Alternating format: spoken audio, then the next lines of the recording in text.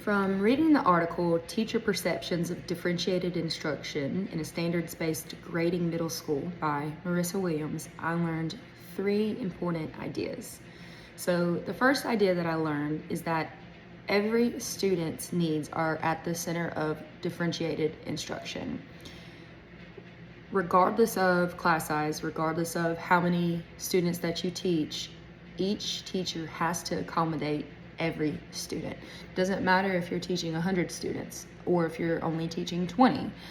Every student is different. Every student comes from a different background and culture, family, and the more you differentiate, the more you're able to make those connections with those students and the more they are going to want to learn. So going off that, in the study, teachers explain that they're constantly facing different levels of learners in their classroom, and they have to plan lessons in multiple ways to reach every student. Differentiated instruction gives students strategies like small group work, peer tutoring, or even having just a parapro instructor in the classroom with them, and even scaffolding. I have found that small group works really well, and when you strategically put students in groups based on their reading level, based on their background, or higher level, lower level together, or even higher and higher level, so they can challenge each other, and even lower level students are also able to help each other out as well. I've learned that.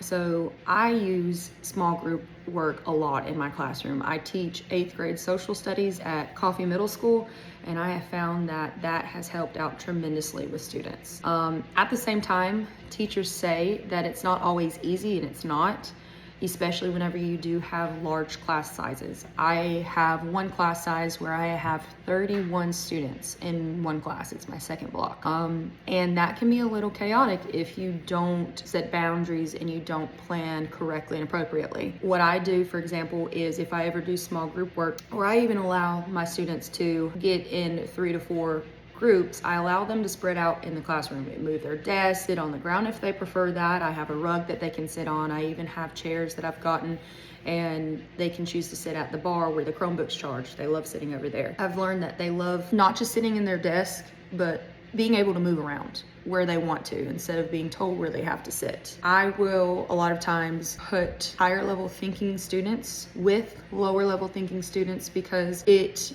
allows the higher level students to teach the lower level students. And from observing that, when you teach something, it helps you also retain that information. And then on top of that, the lower level students are being taught from someone else besides the teacher every single day, day in and day out.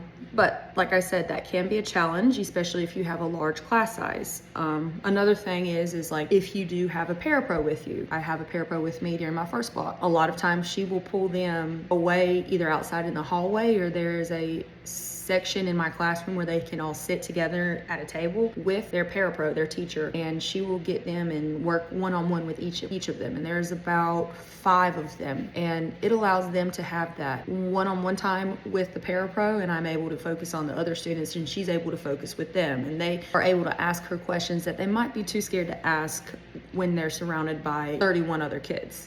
So that's another thing I learned with small group work. Another challenge is that state testing. So we do the GMOS at the end of the year. It's the Georgia milestones, and in 8th grade, every student has to take all 4 content areas: math, science, social studies, and ELA. Whereas in 7th grade and 6th grade, and even in elementary school, they are only required to take typically ELA and math. And then they get to 8th grade, and it can be very overwhelming. On top of that, the milestone is a standardized test. And the challenge is that it is not differentiated. The standardized GMOS is not differentiated. Every single child, every single student has to answer the question regardless of whether they have an IEP or whether they are in a SPED program, regardless of whether they are a high level or a lower level thinking student. So it is very challenging for students and teachers, because throughout the year, teachers like myself love to do differentiated instruction, and they get into that routine, and so that we can build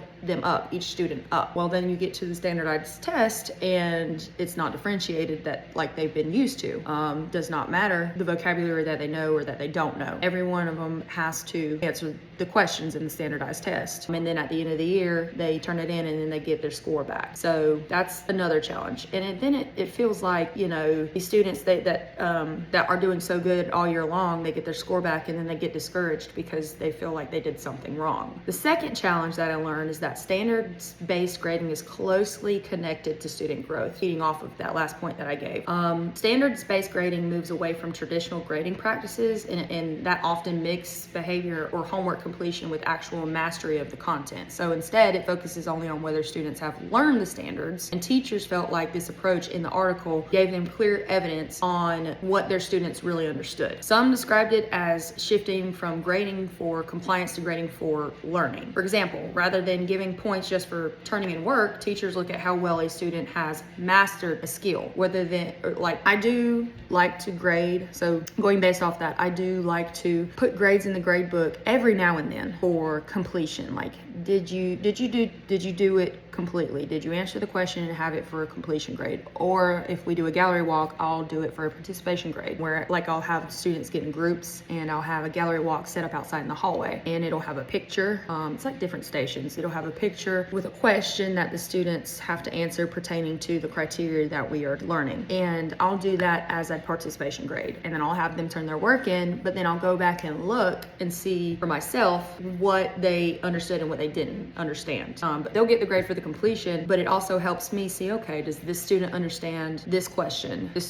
Are they struggling with understanding? Right now we're learning about James Oglethorpe and colonizing Georgia. Did this student understand the 3 reasons Georgia was settled? Or do I need to go back to that and have them have some one-on-one time with a parapro or myself? So that can be a challenge. Some teachers worry that lower achieving students might get discouraged if they consistently score at the lowest level, even when they are making progress. And that's the last thing I want, is for my students to ever feel like they are discouraged.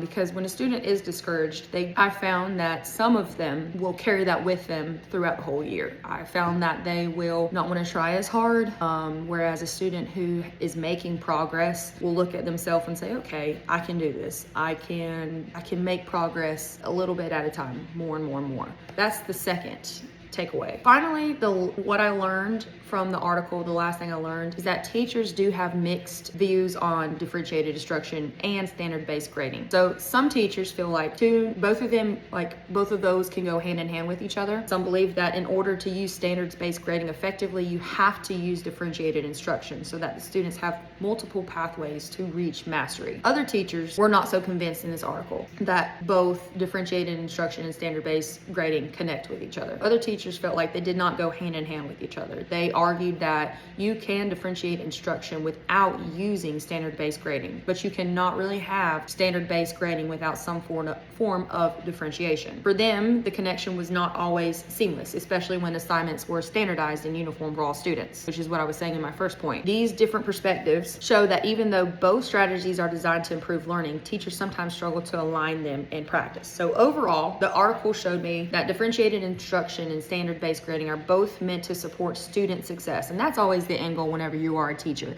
You always want each and every one of your students to succeed. That's the overall goal for every single teacher that teaches. They want to see their students achieve past what they feel like they can and to be pushed and to be successful in life, especially academically. Teachers often face real challenges that bring both of those two together, differentiated instruction and standard-based learning. The focus on students' needs is huge. The emphasis on their growth is huge, and mixed feelings about how these practices connect really stood out to me. So in addition to what I learned from the article, there are 2 ideas I would really like to implement in my own classroom. So the first idea is using differentiated instruction to truly meet the needs of every student. I really like how the teachers in the study described planning lessons in multiple different ways so that students at different readiness levels can still engage in the same standard. For example, one teacher talked about intentionally using small groups or peer tutoring to help students who were behind, while still challenging students who were able to move past that because they've mastered that content area. That way you're being inclusive to every student, whether they are moving ahead or still need to be retaught something. I like to apply the same approach in my own teaching by giving students options in how they learn and demonstrate their understanding. That way every student has a chance to grow no matter their starting point. That was one of the things I said in my gallery walk, the example of my gallery walk that I gave. So like I said about grading for completion or participation, I still have the students turn in their work so I can understand what they did and did not grasp from the questions that were given to them from the gallery walk. And the second idea I would like to implement is the focus of standards-based grading on student growth instead of compliance. So the article highlighted how teachers felt this grading approach gave a clearer picture of what students actually understood rather than just rewarding them for turning in homework or completing tasks, which I also implement in my classroom as well. So I think that shift is powerful because it values real learning and mastery. And in my classroom, I want to make sure students know that their mistakes and practice are part of the process. If you don't fail, you can't succeed. You're not going to just get something immediately. You have to be able to be okay with failing in order to grow. You don't fail, you don't grow. You're going to stay the same where you are. And I constantly tell my students that it is okay to fail. People don't get where they are in life because they have never failed before. You have to try and try and try again. Apart from that, just because you fail doesn't mean you need to give up on yourself. And a lot of times that can be challenging for students because they are adolescents and they are still growing themselves cognitively, physically, emotionally, socially. So they're still learning that it is okay to fail. It's okay to try again. They got to learn from their mistakes. They got to push past that and keep practicing stuff that the material that they are still trying to master. But that they need to know that their grade doesn't reflect their progress towards a standard. I believe this would help students build more confidence and take ownership of their learning as well. So together, these two ideas, differentiating grading for growth, really stood out to me as ways I could support students and make sure that all learners have a fair opportunity to succeed. So one adjustment I would consider making as a result of reading this article is rethinking how I design and grade assessments. The article made me realize that while differentiated instruction happens during daily lessons, assessments often remain standardized and uniform for every student. So no matter how much you differentiate in the classroom day in and day out, at the end of the year when the students do take the GMAS, the milestone, it is still standards based and it is not differentiated. It's based off the standards that we teach. And it's still very uniform for every single student. Teachers in the study did express their frustration that they work so hard to differentiate, like myself, during instruction, but then the state tests and other assessments do not allow for any flexibility whatsoever. That stood out to me because it creates a disconnect between teaching and evaluation. As a result, I would like to adjust my practice by designing assessments that better reflect student growth and mastery of the standard rather than just using a standardized test, like a one-size-fits-all test that students have to take at the end of the year. For example, instead of giving every student the exact same multiple choice quiz, I might offer students different ways to show their understanding by either having them write an explanation, maybe a project or an oral assignment, like where they have to speak to the class, because each student is different. They learn different. There's different styles of learning. Like there's kinesthetic learning, there's audio learning, there's visual learning, there's hands-on, every student is different. So that's what I would change. I wouldn't just give here's your test, take your test. Doesn't matter your learning style. That's what I would change. Because I feel like when students have the chance to choose how they give you feedback, it also gives them a little bit more confidence. It also is like, okay, I have a little bit of input in this, which makes them feel, needed and wanted, and they are.